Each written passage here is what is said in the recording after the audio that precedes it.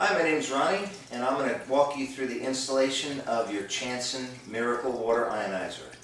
Congratulations on your purchase. You've got one of the best, most powerful ionizers on the market. And we're going to go through every detail of getting this installed so you won't have any trouble today. Let's take it out of its box first.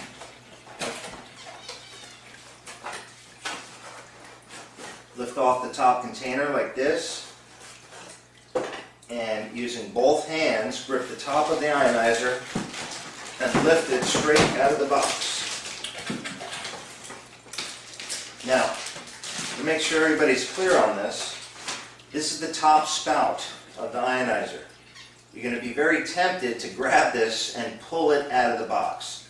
Please don't do that. This was not designed to bear the weight of the ionizer. This is just the exit spout where the water is going to come out. Please grip on both sides of the machine and lift it out. Don't ever use the spout as a carrying handle. Also, if you notice a couple droplets of water on the inside of your bag, don't worry, you're not getting a used product. Our factory in Taiwan tests most units before they leave to assure top quality and function of all the ionizers. So if you see the water drops, it's actually a good sign. We've got a roll of tubing, which is going to feed the ionizer.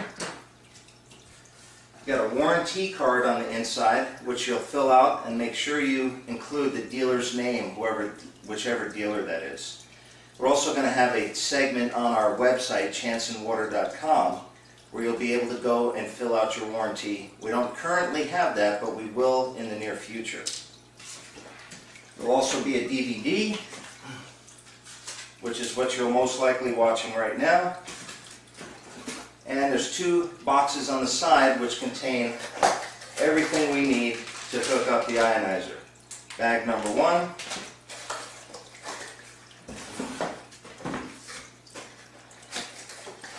And in the second box, it'll be the stainless steel flexible spout. And there'll be the wall mounting bracket. Now let's go on in the kitchen and see how to get this thing going.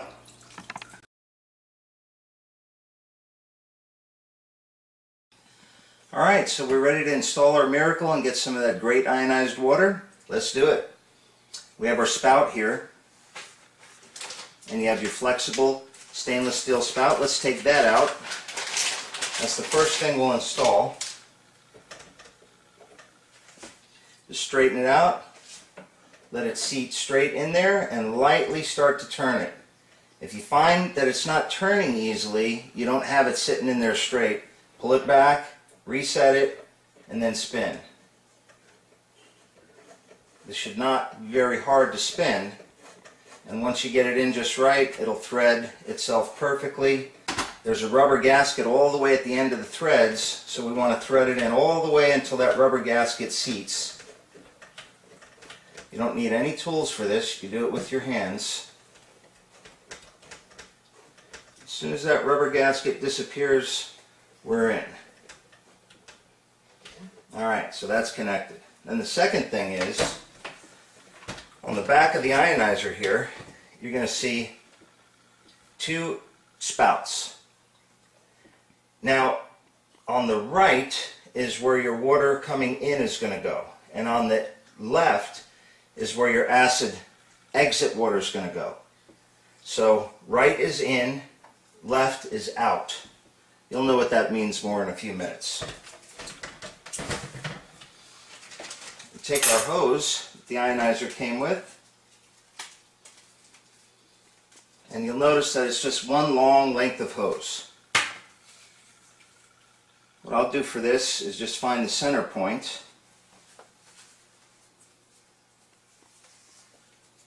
and we'll cut the hose right at its halfway mark. You can use any household pair of scissors, and that's done.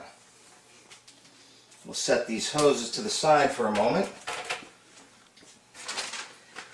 The kit comes with a couple different ways to get yourself hooked up. One is hooking up to a faucet spout that has female threads.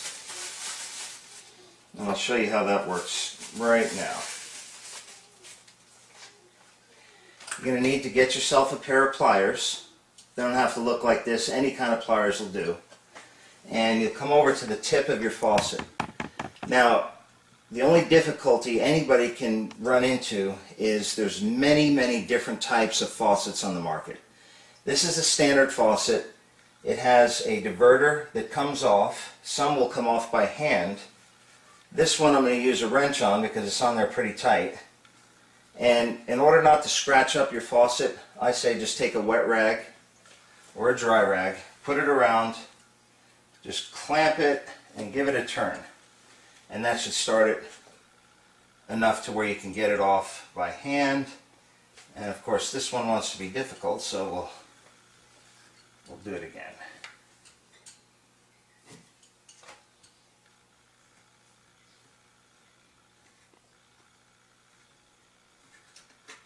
Alright, and we're off. Most of these will have a rubber gasket up inside, or they'll have a rubber gasket sitting right here. This one does not. Luckily, our kit comes with an extra one. There's a threaded part inside the diverter here, and we're just going to remove this little piece. We're going to put the rubber gasket in the piece. This step is very important. If you miss this step, you're going to have water squirting out all over the place. We'll slip this up inside the faucet, and again, just lightly twist it until you feel that the threads have caught.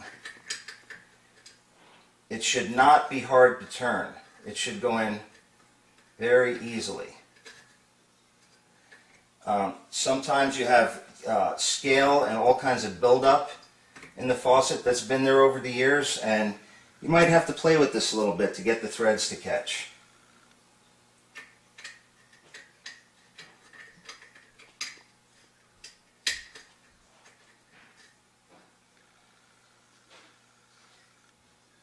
Alright, now that's in. Then we'll take our diverter, which also has a clear gasket on the inside. We'll take our diverter and screw it onto the tip of the faucet.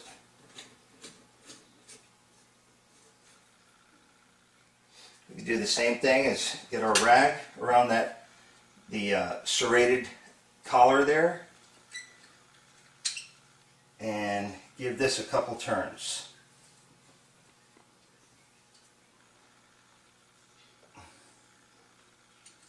You don't have to go really tight. Just turn it to where it's just real snug, okay? And then you'll see that this piece will still be able to spin. That takes care of your water supply. Keep this in a safe place in case you ever move. You can put this back and you can take your diverter with you. Now, all we need to do is take one hose and push it onto the back. It's called a barb.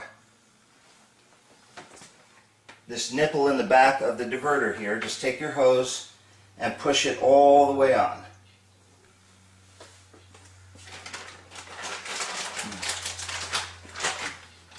The kit does come with these clamp rings, and just to do things right for everybody, I'll put one on for the video, but in most cases you don't really need this. So let me pull this off. You squeeze the clamp ring, put the hose through it, put the hose back on all the way, take the ring, squeeze it, and slide it all the way up to the front, and you've got a permanent installation now. Take our hose and run it back to the back of the ionizer, in which case we have one more ring to install. Take the ring, clamp it open again, slip it over the end of our hose, put it on the right side inlet, and we'll clamp the ring and slide it all the way forward. Now we'll take our other length of hose and we'll put it on the other end. We do not need clamps on this side. This is not a pressure, there's no pressure going through this hose ever. So we don't need any kind of ring clamp on there, so you'll just slip it on and that's it. And you can take it and tilt it this way so they're both facing in the right direction. Now, we have this long length of hose.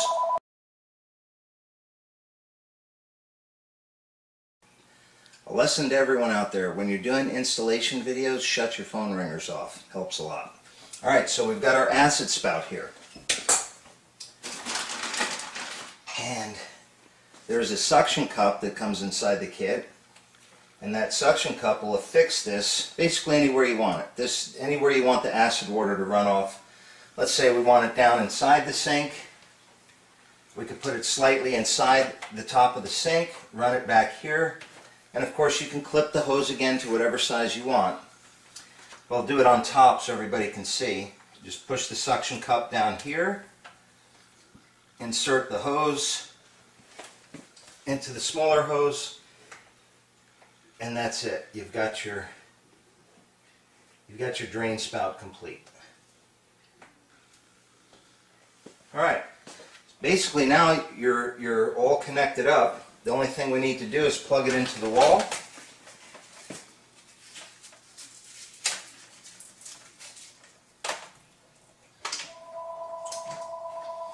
And we're plugged in.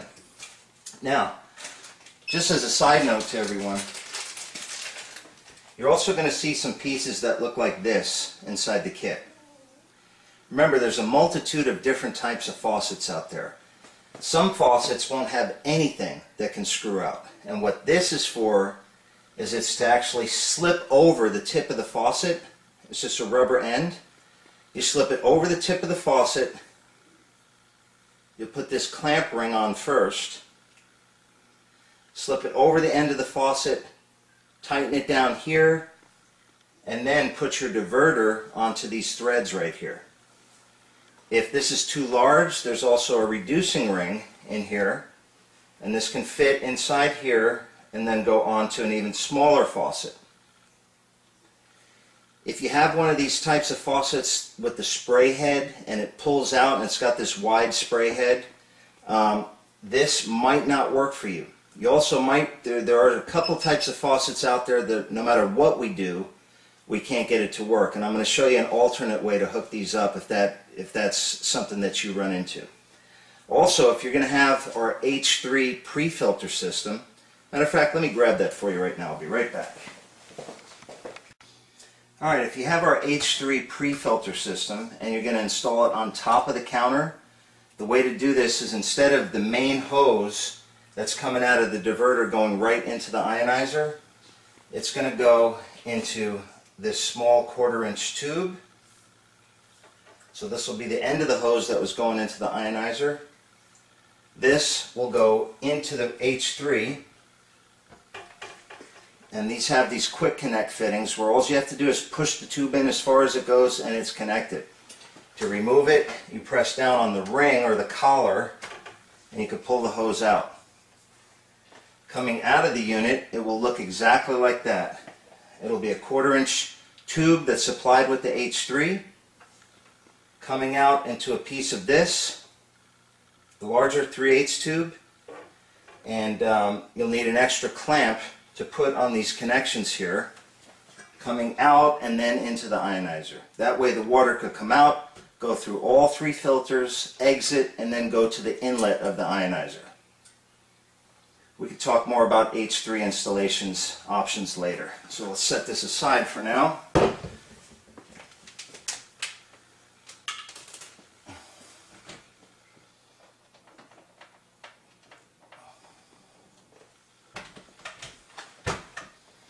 Alright, now we're plugged in, we're ready to go. Very important, when you're using the ionizer, do not run hot water through it. There is a hot water alarm and a protection circuit in the ionizer that will shut itself off when it senses hot water. But hot water is not good for the filters. It's not good for any part of the ionizer. So please keep aware that every time you turn the water on, that it's all the way to the cold side. If you've done your installation right, when you turn it on and the diverter elbow is facing down, you won't see water spraying all over the place. If you do see water spraying all over the place, tighten it up 1/2 turn at a time until you see that water spray stop. If it doesn't stop, you're going to have to turn the water off, disassemble everything, make sure the gaskets are sitting in there right, and reassemble it again. To get our water out of the spout of the ionizer, the only thing we have to do is take this black diverter lever and turn it. You're going to see the ionizer power itself on. In many cases, when you turn it on, you're going to get this message saying the water flow is too large. In that case, we'll just take it and turn the water flow down until the message goes away. Water flow is too large. Please turn the intake valve down.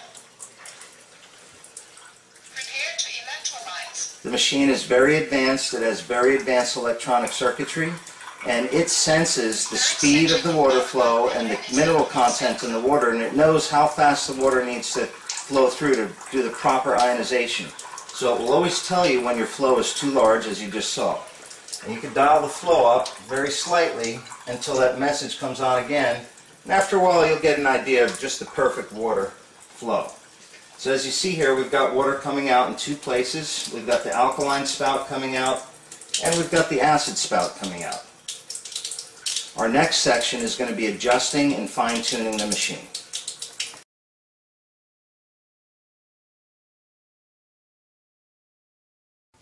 Alright, the first thing we'll do is show you how to adjust the menu and some of the features on the Chanson Miracle. You'll see that a clock normally will show up on the screen, and the plus and minus are your menu buttons and how to get through the menu, and this black circle down here, consider that your enter button, just like a computer. This will enter, and this will make every function carry out. First thing we'll do is hit the plus button, and we'll see our menu shows up. And it shows us time, pH lock, pH set, filter reset, volume, voice, and exit. First thing we're going to do is set the clock. So at time, we'll hit the enter button, and we'll go down to hour set and hit the enter button, and this is on 24-hour time. So we'll set it, let's say right now it's 1900 hours, hit the enter button, go down to minute set, hit the enter button. Now let's say I'm pressing the plus button to get through the minutes. Let's say it's 17 minutes after, and we'll hit the enter button and then go down and hit exit. Now, you're able to fine-tune each level of alkalinity here. We have alkaline level number 1, we have alkaline level number 2, number 3, and then we have strong alkaline. Each setting can be adjusted up 5 points or down 5 points, and I'll show you an example. Let's go to alkaline number 1. We'll press that. Prepare to electrolyze. And we'll hit the menu button, and we'll go down to where it says pH set and hit the enter. You'll see alkaline number 1 is set at 8.5, and we can dial it down to 8.0, or we can dial it up all the way to 9.0. So it's really fine-tunable, and when we hit the enter button, that locks your setting in. So every time you use alkaline setting number 1 now, you're going to be locked into that setting that you just dialed in. The same with alkaline number 2. Prepare to electrolyze. We'll hit the plus button to get on our menu, and then minus to go down to pH set. We'll hit enter. Number 2 is at 9.0.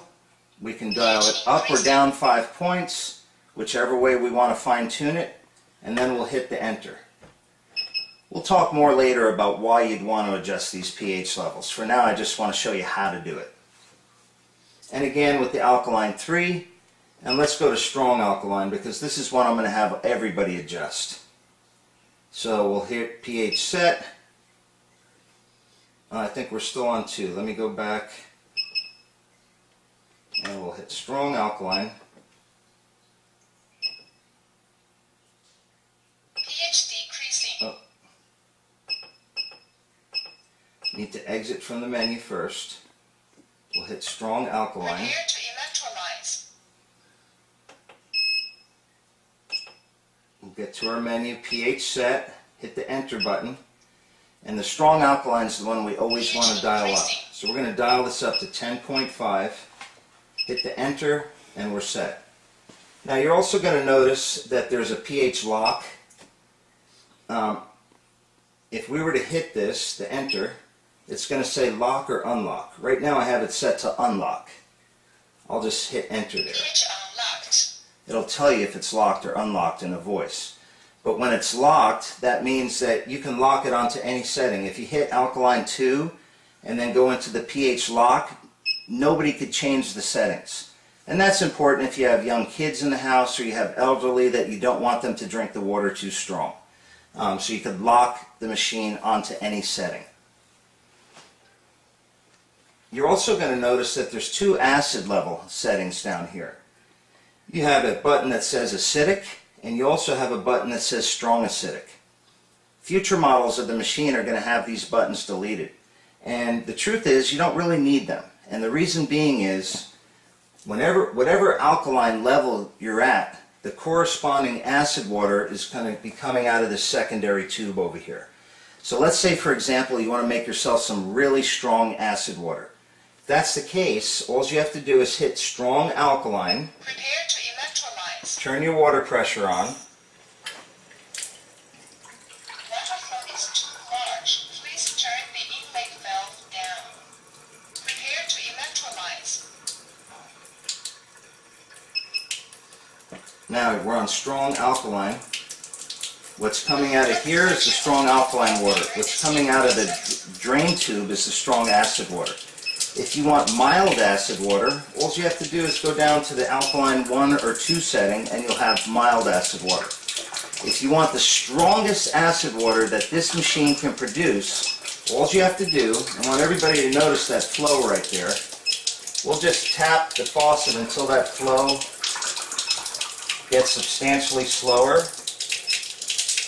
We'll get it as slow as we can without the machine shutting off. Now that acid water that's coming out of the drain tube, we're on strong alkaline. That's the strongest acid water the machine's going to make, and that's the strongest alkaline water the machine's going to make. It's probably 10.5 or above. Depends on what area you're in. It could be up as high as an 11 or more. But so you'll always get your acid water out of the drain spout.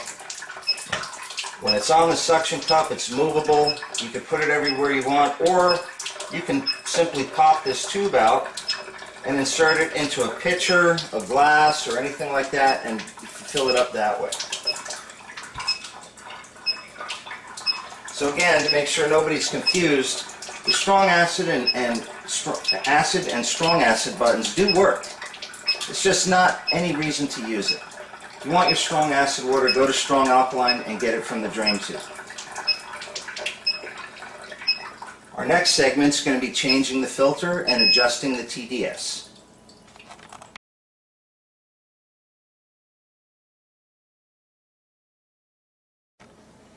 Alright, this section will show you how to change the filter and adjust the TDS on the machine. TDS stands for Total Dissolved Solids.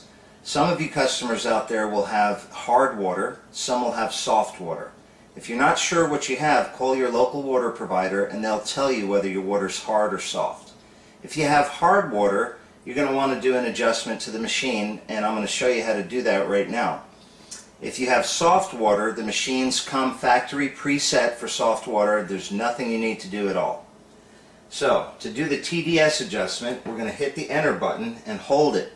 Now, the machine is set to go through a sequence of buttons pushed, and if you don't push them in time, it resets itself.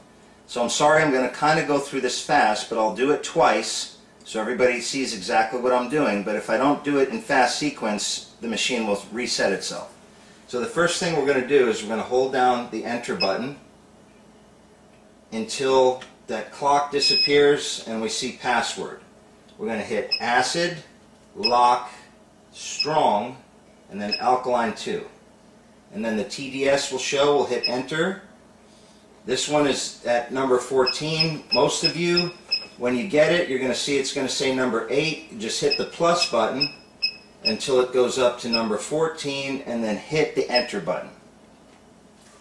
Please do not set the TDS above number 14. Number 14 is the maximum number you can use the machine at. If you dial it up higher than 14, you will void your warranty. This computer has a memory chip in it. It will show us at the factory if it's been dialed up over 14. So please save yourself the trouble. Do not ever go above 14. That's the maximum power that we want this machine to be set at. So you'll have your 14, you'll hit enter, and you're set. You'll never have to redo that again. Now the machine is set for your hard water conditions, and it's going to perform at its peak. Let's change the filter. The machine here has a filter counter. Every time you turn the machine on and turn the machine off, not when you turn it on, but when you turn it off,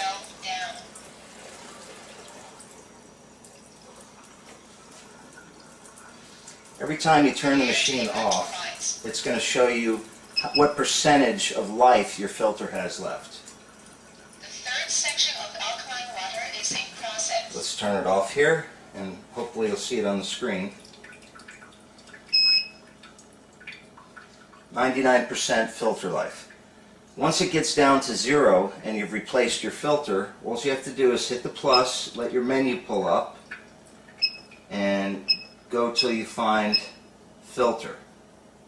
Hit enter, and it's going to say reset filter, confirm, and if you hit the enter button, it will reset it. And it's as simple as that. One thing we didn't go over in the last segment is adjusting the volume and the voice. Some of you will not want the speaking voice to be heard on the machine. Just find the volume on your menu, hit enter, and then adjust the volume level up or down and hit enter. There's also another program that says voice. You could hit enter, and it gives you the option that it will speak in Chinese, English, or it'll play piano music. So you'll have that choice. Alright, let's change this filter out. It's actually quite simple. There's a door on the side of the machine. Just press the indent and pull open. The filter body will tilt out like this. And all you'll have to do is unscrew the cap and lift the filter out.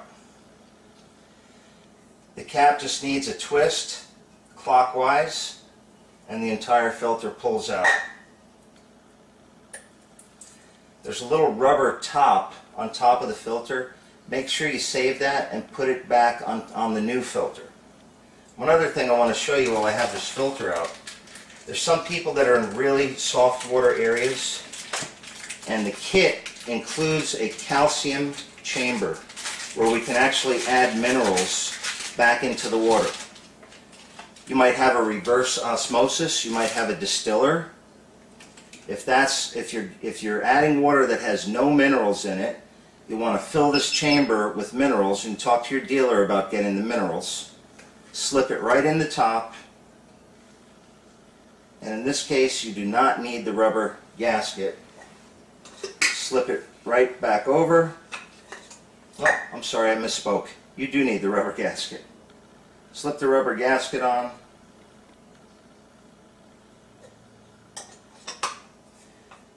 Give it a twist. And we're ready to reinsert. Now, if you have some water inside the chamber, which most of you will, all you have to do is take the machine, tilt it over, and dump that water out. You're not going to hurt anything. Just do it exactly like I'm showing you. And that'll give you room to put the filter back in. I'm going to take our calcium chamber out here and reinsert this filter.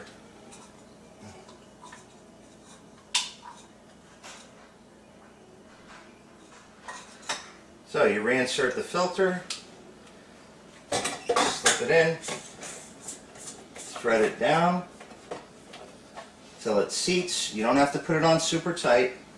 Then tilt the lid up and push the whole thing back in. And that's the filter change.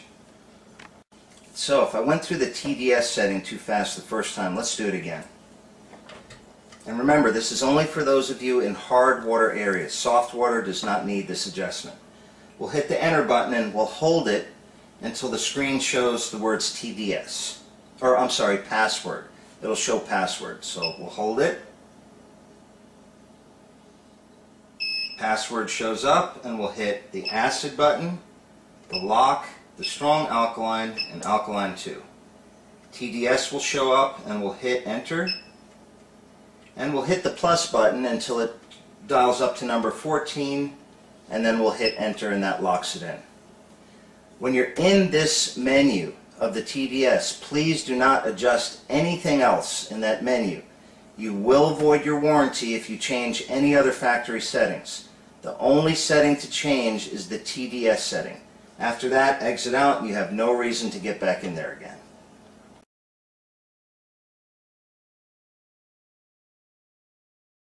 I want to talk to you about a couple alternative ways to get water to the machine. This is called the faucet diverter method that we saw hooked up earlier. We're getting our water supply from the faucet.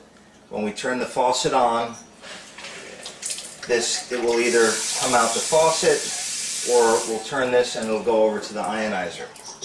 Some of you might not want the hoses hooked up to your faucet, or some of you might not be able to do that. There is a multitude of ways to get the water supply to the machine without having to hook up to your faucet. Underneath the sink, where the hose goes down into the shutoff valve. There's a shutoff valve for your cold water and there's a shutoff valve for your hot water.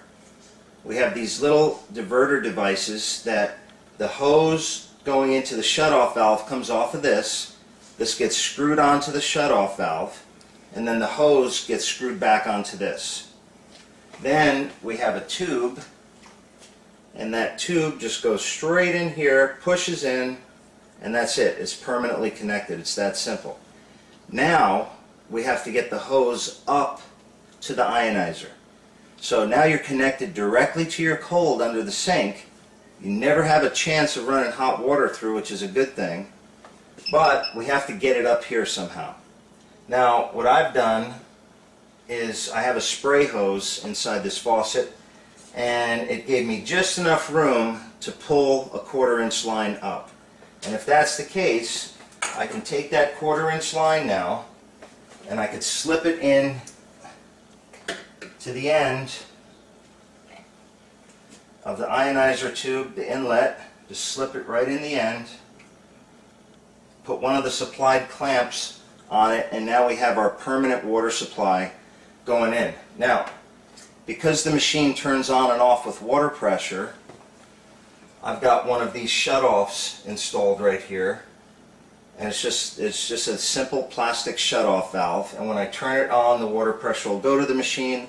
When I turn it off, it'll stop. It's not the neatest installation, but it is a way for you to get it connected up. We have these. If you need them, you can call us, order it, or ask your dealer and they can get one sent out to you. You can also get these at your local Home Depot. They're called 1/4 inch John Guest shutoff valves. We actually have an even better option for hooking this system up, and it's called our G2 faucet.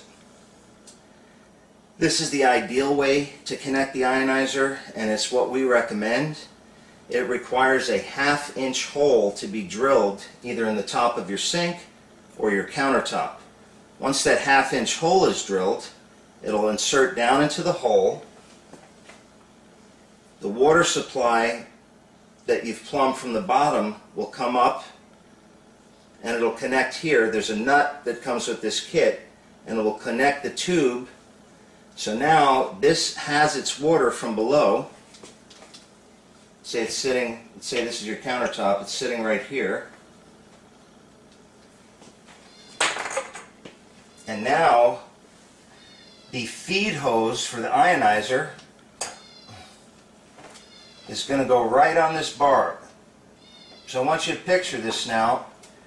Your water supply is coming from under the sink up through here out this barb and into the ionizer. And you have this neat little faucet here that will adjust your flow and turn the water on and off. The second barb up here is for your acid water. So the acid water out spout coming out of the machine will go into here, and the acid water will come out the spout.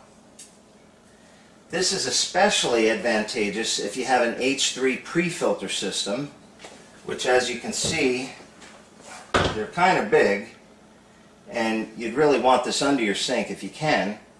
It's an ideal way to connect the ionizer if you have the H3, because this can easily go under the sink, and the line coming out of the filters will go into this, out into the ionizer, the acid water coming out of the ionizer into this spout, and you'll have the acid water coming out here. And it's fully adjustable.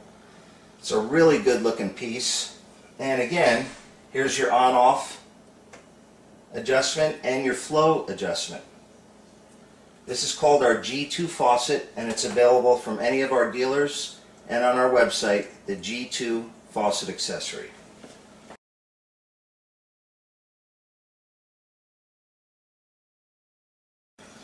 Alright, we're going to do some fine adjustments now, and we're going to show you how how to test the water to be sure you're getting the proper levels of drinking water. The kit comes with this vial of orange liquid and a color chart. It is not 100% accurate, but it will get you in the right realm of showing you where you want the drinking water. What we'll do is we'll take our clear vial here, we'll get a little bit of source water, and you see I'm on Alkaline 3. Alkaline 3 is where everybody's going to end up drinking eventually. This one is set at 9.5 right now, and remember, we can dial it up or down 5 points if we want.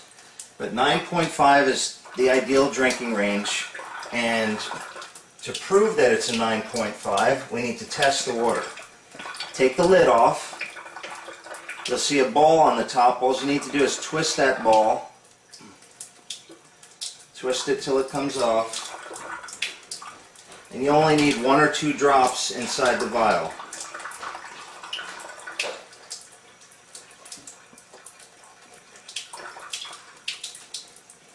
Let the water stir up a little bit, and then you can compare the color to the color chart. So, and again, this is not extremely accurate, and I'm going to show you what I mean by that in a minute. So don't take this as absolute, but it looks like here we have something in between a 9.0 and a 9.5. Now, very important that everybody realizes how important the water flow is. When the water flow is fast, it doesn't get its proper ionization and it doesn't get its proper filtration. When the water flow is slow, it spends more time in the electrolysis chamber, and thus the results are much stronger. So I'm going to show you an example. Without changing the setting on the machine, I'm just going to drop down the water flow just slightly there. I'll give it a second, and then I'm going to collect some more of this water. I'm going to rinse it out a little bit. I'm going to collect some more of this water, get it halfway there, and put a cup, say 1, 2 drops. And I hope this is coming out on the video, the color change, but you can see the color difference. It's a strong purple now, so it's kind of in between a 9.5 and a 10. So that's just from slowing down the water flow.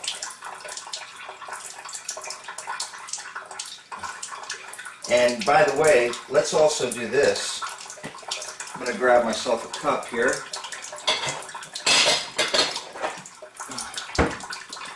And we just happen to have an electronic meter, so I want to show you how close these drops are, and I don't want anybody depending on these drops.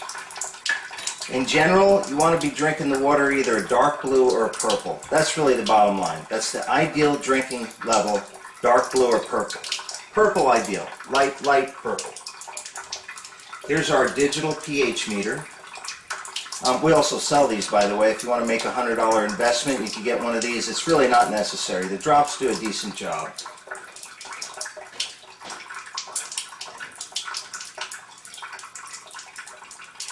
Okay, so whereas the drop showed us a dark purple, which on our scale looked between a 9.5 and a 10. I don't know if everybody could see this. I'll pull it up here. Looks like we got, and it's going up, it's going up. We got a 10.5 coming out. So that's dark. When you see the dark purple, that dark, you're at a 10.5, and you don't want to drink the water that strong. How are you going to know if you're drinking the water too strong? It's going to start giving you a cotton mouth. Your mouth will start to dry out, or you'll start to get headaches or some kind of flu-like symptoms because the water will start to detox you too fast. So there's really never a reason to drink it this small. And it was still going up. It was at 10.6 there for a second. And just one more time, I want everybody to see the color. That was 10.5. Let's look at the color of this water again.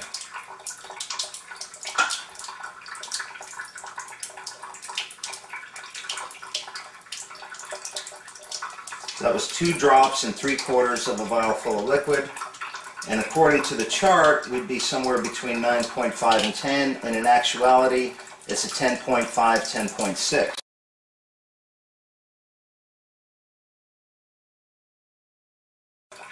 Let's do the same with the acid water. I've got the flow nice and slow here, and I'll just collect a little bit of the acid water.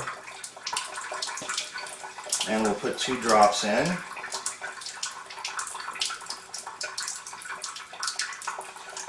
And we've got a yellow. Now there's really not a yellow on this chart, but if we were to find something similar, it would look like about a 6. Well, in actuality, we'll dump this alkaline water out here and rinse out the cup a little bit.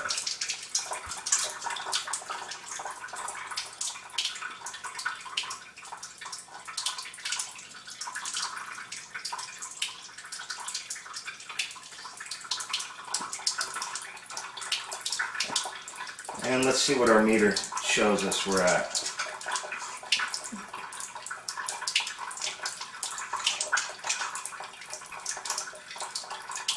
Give it a couple seconds to reach its peak.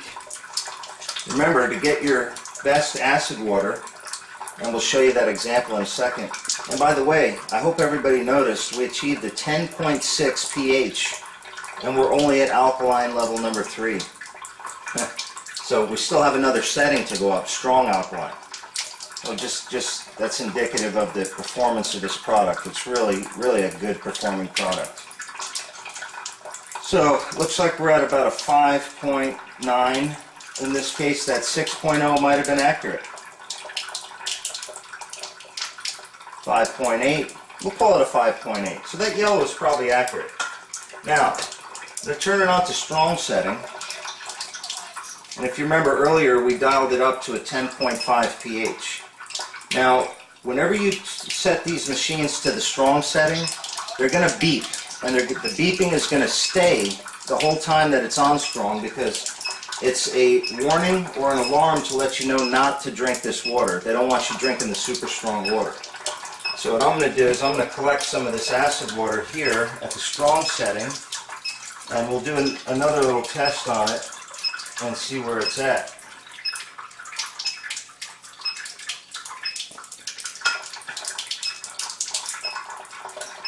Rinse this out a bit.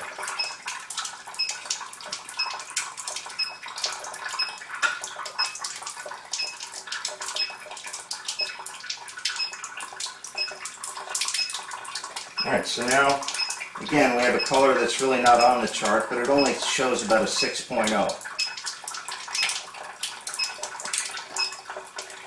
But when we stick our digital meter in there, look at that. Oh, I love it. 2.64, folks. This is medicinally sterilizing water right out of the Chanson, live on our demo video. 2.6, 2.59, 2.57. And guess what? I could slow that water flow down even more and I could probably get down into the 2.2 range. Here's what's important. You want to make this super, so according to the drops, we're only at about a 5 or a 6. So when you see the drops, remember this video. that the same water that's shown a 6 on the color chart, in actuality, is a 2.5 on the pH. And this is a calibrated digital meter. I can guarantee you this is extremely accurate. Here's a clue. When you smell this water, you should smell a smell of bleach. Now there's no chlorine in this because it's gone through the filtration. What you're smelling is hypochlorous acid, and that's what gives this acid water all its punch. Once you smell that, you know your pH is down in 3 to high 2s to mid 2 range. That odor will give you your key to tell you you're making that super strong acid water. So you can dial your flow down even a little bit more. If the flow that you're at, you don't smell that smell in the glass, dial your flow down a little bit more. Don't worry, the machine will shut itself off. If you get the water flow too slow, the machine will shut itself off. And that's how you get your strong acid water, and that's also how you get your strong alkaline water. This is the water that you can rinse your fruits and vegetables with. This is the water that will emulsify grease and clean. And let's just look in the meter where this water is at right now.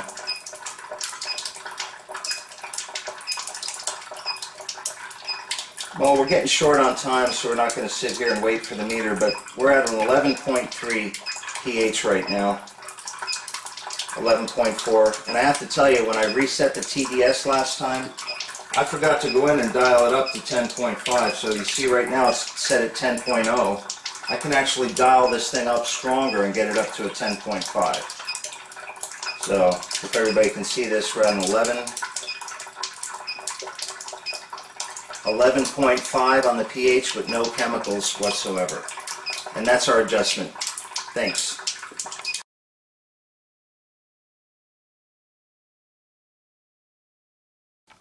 Alright, you're going to notice on the front of the screen there's two other buttons here. There's one that says self-cleaning and there's one that says lock. When you turn the ionizer on, and a helpful tip is always turn it on with the lowest pressure, and then you can adjust the pressure up so you don't get that message to turn the water flow down. Every so often, when you turn the machine off, you're going to get a notice on the front that says self-cleaning. The machine will never interrupt your water usage by going into cleaning by itself like other machines on the market. It will not clean until you press that button. Now, ignoring the button for a long time, you might let some scale build up on the plates, which is not a good idea. So when you've seen that cleaning message, all you have to do is hit the self-cleaning button, and you'll see a notice, and it'll say electrobath is cleansing, and it says self-cleaning. It'll go through its cleaning cycle, and what it's doing is it's reversing the polarity to the plates, and it's running acid water over the plates to dissolve the scale and the buildup. As soon as that self-cleaning notice disappears, by the way, don't drink the water while it's self-cleaning. You're getting acid water out of this tube. As soon as it's done cleaning, it'll go back to the regular screen, show you what setting you're on, let the acid water flush out of this hose for a couple seconds, and then you're ready to drink. The other button, the lock button, is whatever pH setting you're on. If you push that lock button, it'll lock that setting in so where it can't be changed. You'll have to hit the button again to unlock it. And that's the self-clean cycle.